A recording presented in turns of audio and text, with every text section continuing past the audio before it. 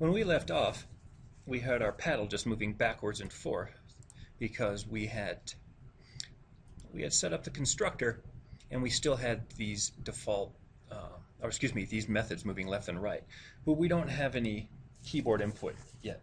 So let's go down to the bottom of our breakout and fill in our key pressed method. And notice this is being passed an object that's an event K of type key event, which we're listening for with this, and this technology comes in from this event package. So this is pretty standard. You can copy this out of one of your previous ACM ones. If not, you can simply retype this. So I'm going to pause for a bit while I type it. Okay, so I got that typed. Created an integer, access the key code, get key code method. We have a comparison. If virtual keyboard left, then we have player.move left and move right. So let me double check that I have that right. So instead of player, I had named those paddle.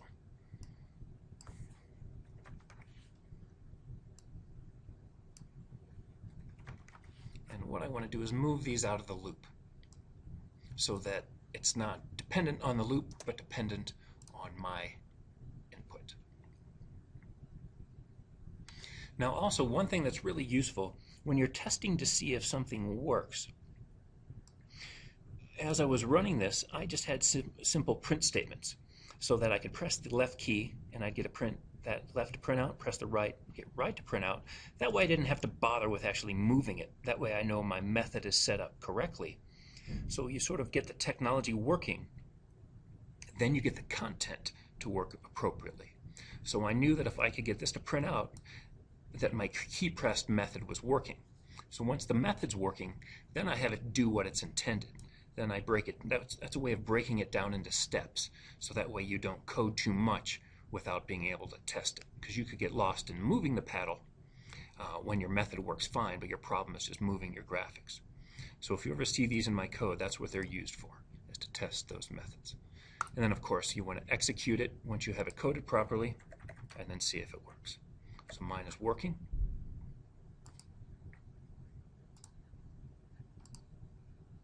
So what else do we need to do? Well, we probably need to get our game loop working.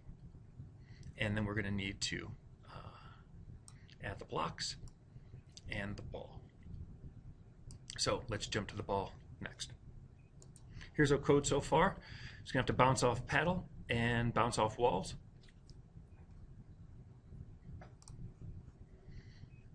But first we need a ball to actually put on the screen. So we'll create our constructor.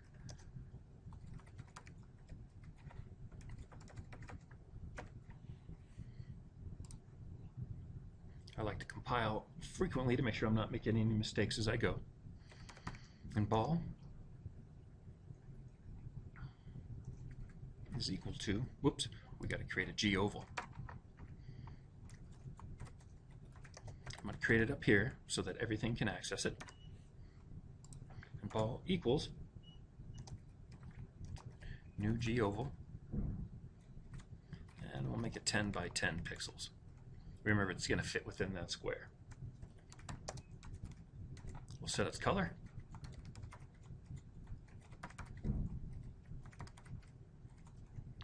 And we'll set it filled.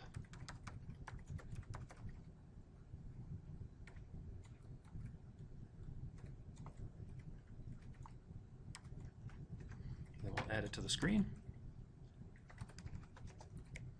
I'll just throw it kind of in the center.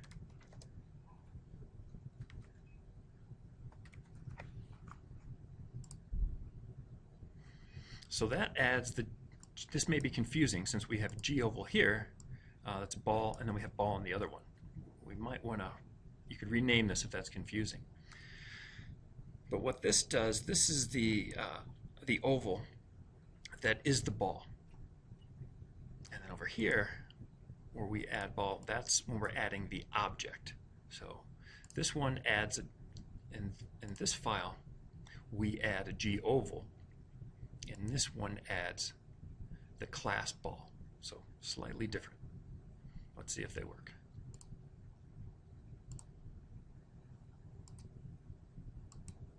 There we go. So we have it. We'll stop there.